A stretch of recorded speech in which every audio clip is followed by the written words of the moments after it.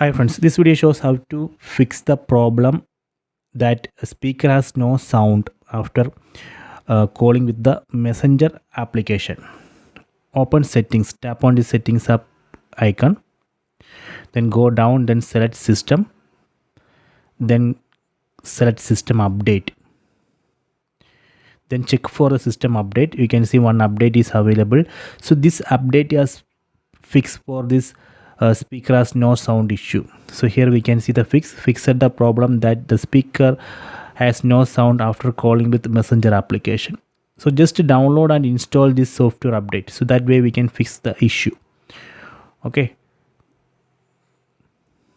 so we need internet connection, enable internet,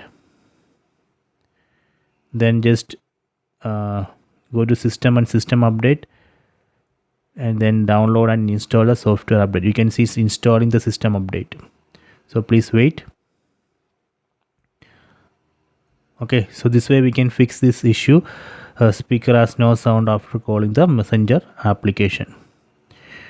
Okay,